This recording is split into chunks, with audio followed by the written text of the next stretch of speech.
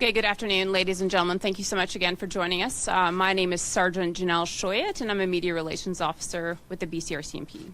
I'm here today to give you an update with respect to the investigation into the deaths of Lucas Fowler and Chynna Deese, which occurred in northern British Columbia last week. The investigation into the double homicide of 23-year-old Lucas Fowler and 24-year-old Chynna Deese continues to progress.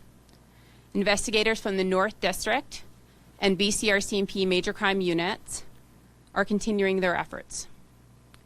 We can now confirm that Chynna and Lucas were the victims of gun violence, and that their van, a 1986 blue Chevrolet van with Alberta plates, was owned by Lucas Fowler and was being used by the couple to explore northern British Columbia.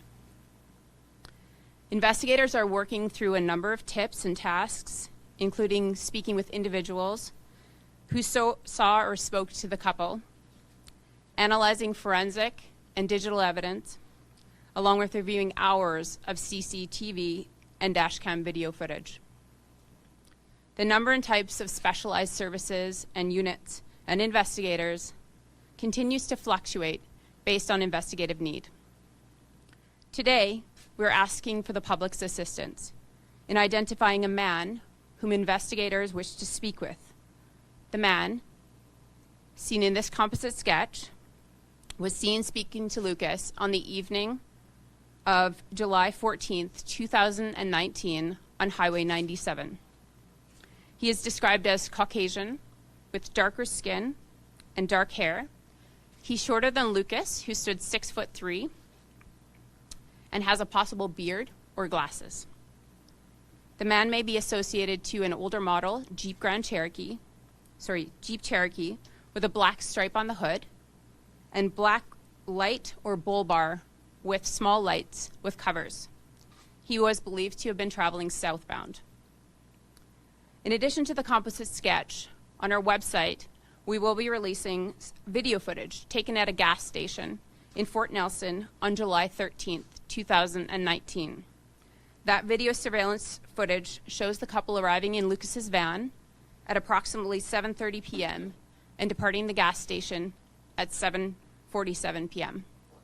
All those materials will be available on our website following this media availability. The Fowler family have arrived from British Columbia and have been meeting with the police over the course of the last few days. The Deese family continue to receive regular updates with respect to the investigation and currently have no plans to visit British Columbia. The BC Coroner's Service is continuing their investigation into these deaths and will not be providing further updates at this time. The Fowler family has graciously agreed to be here this afternoon, and Chief Inspector Stephen Fowler will join us following the media availability to provide some brief comments. Police are again appealing to the public to come forward and speak with investigators about any interactions or conversations that you had with Chynna or Lucas, about observations regarding their van. We've also seen on social and mainstream media many accounts from people who have information for investigators, and it is imperative prior to sharing that information with anybody else that you speak to our investigations so you can give us that information firsthand and your first account. If you have information in relation to the man seen in this composite sketch and can help us identify him, or information relating to Chynna or Lucas' death or their van, you're asked to call the Major Crime Tip Line at 1-877-543-4822 or locally 778-290-5291. We have two major investigations within the northern BC. We are mindful that this is an area of seasonal tourists and travelers and campers from abroad, as well as motorists and businesses moving from BC, Alberta, and the Northwest Territories, the Yukon, and Alaska. We are asking those who may have been in the area during the times we have listed and may have information or seen anything or have dashcam video to please call our tip line.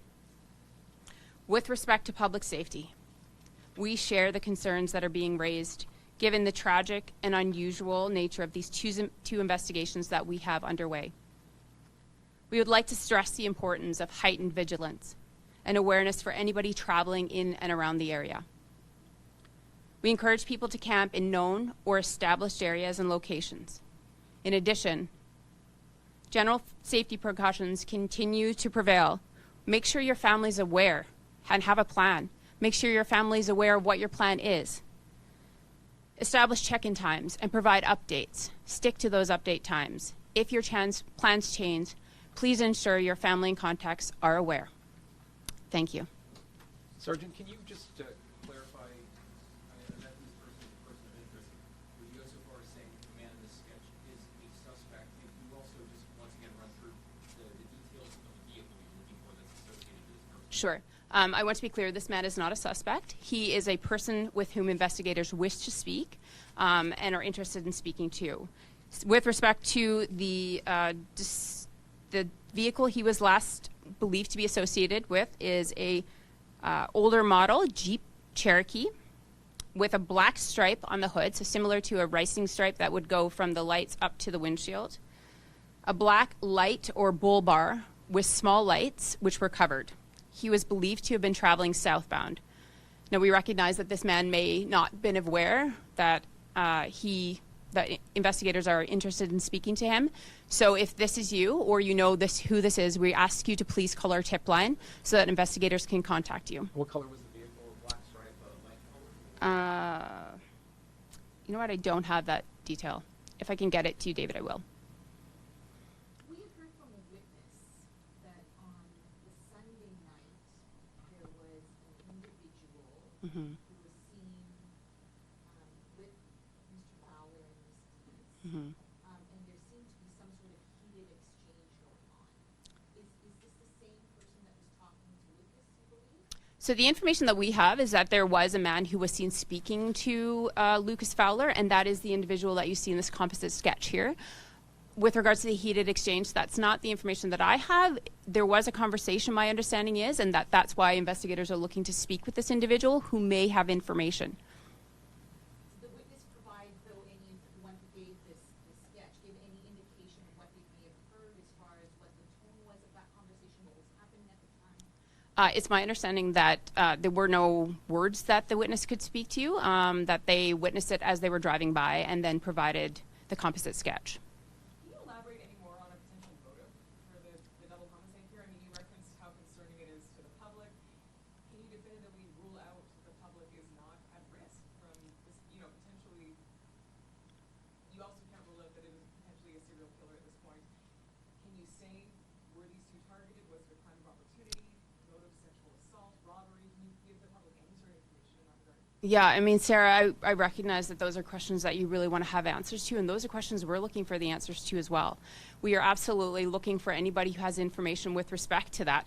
And certainly, as the investigations, as you know, investigations are fluid and dynamic, and we have information coming in. We're certainly looking for the answers to those questions that you're asking as well. What can you tell us to make us understand why you believe these investigations won't be completed? Well, we can't say definitively they are. We certainly are open to those possibilities, and our investigators are speaking to each other, sharing information, and certainly looking at the possibility of that they may be linked. Understandably, that this is is unusual to have two major investigations undergoing of this nature in northern BC at the same time, and so we recognize that there is a possibility that these could be linked. How concerning is that? Just, I mean, from the perspective of the RCMP, this is obviously has international media attention on it. This is very rare that we would see something like this, a potential serial killer on the loose in a very remote part of the province. How concerning is that to you as an RCMP member seeing something like this? Well, I mean, I recognize that there are concerns with respect to people's safety, and I want to ensure that people are aware that we're doing everything that we can in order to ensure that we can advance this investigation to the best of our abilities and find the person or persons responsible. We're reassuring the public that to take proper safety precautions and ensure that you have a plan. And I mean, I recognize that there are concerns, and we're doing the best that we can, and we have resources that are able to surge in, support those investigations, and have surged in and in supporting the investigations. Was Ms. Deese sexually I don't have any information relating to that. How unusual do you think was for an incident like this? When was the last time you saw something like this? Double homicide, and then one suspicious death, and two men missing in northern British Columbia. Well, I don't have specific statistics relating to that. I can tell you that in my time here, it is unusual. I mean, we have seen homicides, but generally speaking, not of this nature. Are you working with data vision at all? There was Project CARE that was looking at Highway 16 as far as control several days ago. At this point, there's no indications that any previous or ongoing investigations relating to Highway 16 are related to these investigations in northern British Columbia at this point. Do you believe the suspect might still be in the province? Have you engaged authorities in the Yukon and Alaska? I mean, we're sharing information with everybody, and that, I mean, the investigation is ongoing and active, and that would be part of any, just like here today, we're sharing information with the public because we want to get information.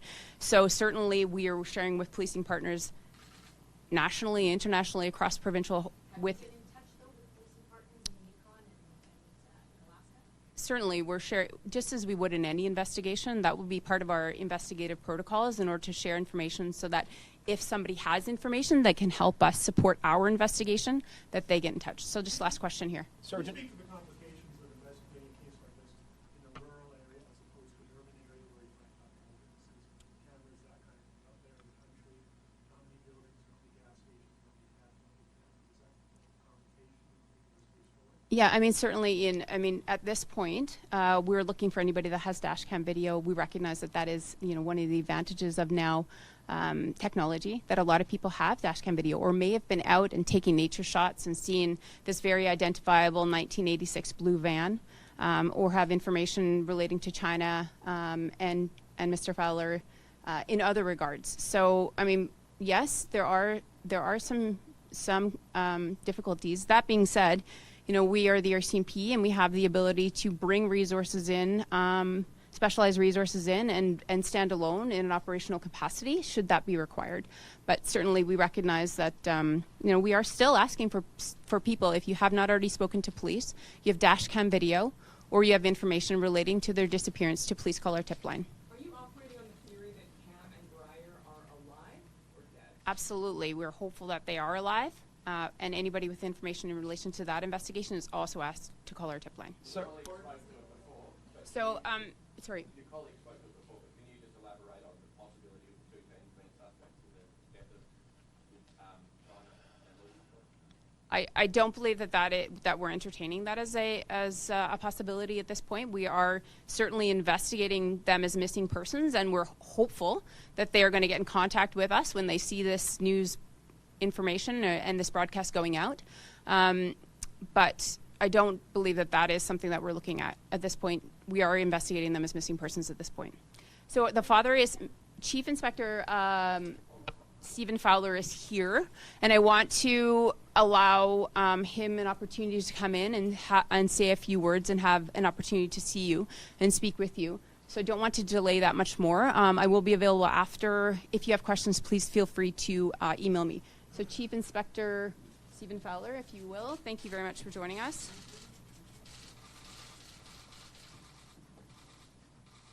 Good afternoon.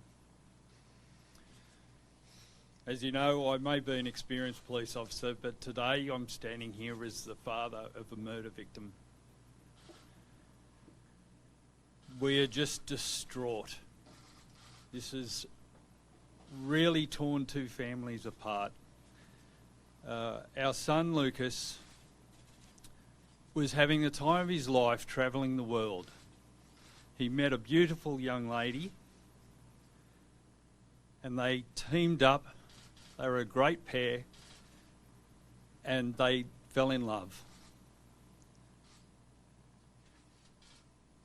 We were overjoyed for Lucas. He came to Canada and he planned a trip in a van with Chynna. We'd been talking about it. We'd been discussing his trip. And he communicated with us as they were leaving. What happened after that time will tell, I guess. We are hopeful of a positive outcome, and obviously we're appealing, along with the RMCP, for anyone to contact who may have any information whatsoever. However little, please contact the police. I'll take questions. When was the last time you spoke to him? Because you called me Thursday. There are some difficulties with the dates because of the time differences between Australia and Canada, but we were in contact within hours of him leaving on this trip.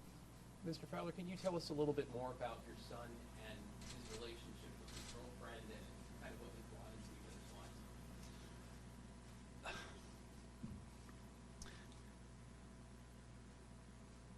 Look, Lucas was just a fun-loving guy who, you know, had a goal to travel the world. He saved up all his money whilst he was working in Sydney. He set out on an adventure with a mate. Along that tour, he met Chynna, and they became an inseparable pair. You know, it's a love story that's ended tragically. It really is. It's the worst ever love story, because we now have two young people who had everything ahead of them tragically murdered. Mr. Fowler, you brought some colleagues with you to BC. Wondering if you can just speak to the capacity that they are here with you and your family, and how they are taking part in the investigation as well. I'm very grateful to the Commissioner of New South Wales Police. The police and the Australian government have bent over backwards for my family and I.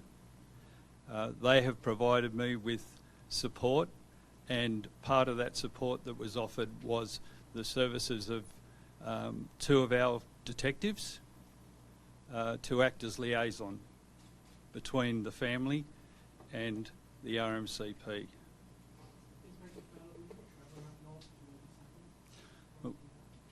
We've got no specific plans in place at this stage. We're taking it a day at a time. It's extremely difficult for all of us, and we just hope to be able to take a breath. And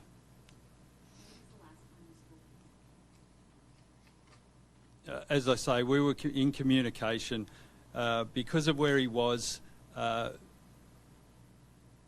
We were using services available at the time, but within hours of him leaving on this trip with Chynna. Sir, are you satisfied with the investigation? Comment on I know there's been a lot of speculation, but look, as an experienced police officer, I know how these investigations go. My family and I are more than satisfied with the resources of the RMCP that they're putting into this, and I can tell you I am more than confident in the commitment of all the officers who are working on this case. Mr. Fowler, maybe if you feel comfortable speaking to it, you kind of addressed it when you first got to the podium, but you're used to doing what we were seeing starting doing in New South Wales. How surreal is it for you to be sort of on the other side of this tragic situation here in Canada?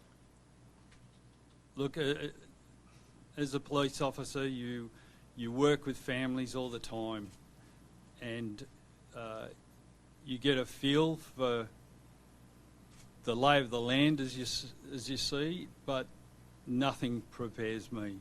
Nothing prepares my family for what we are going through now. We'll take one last question. How concerned were you when you heard about the other incidents in Greece, like the family that fled and the 2 weeks of shelters?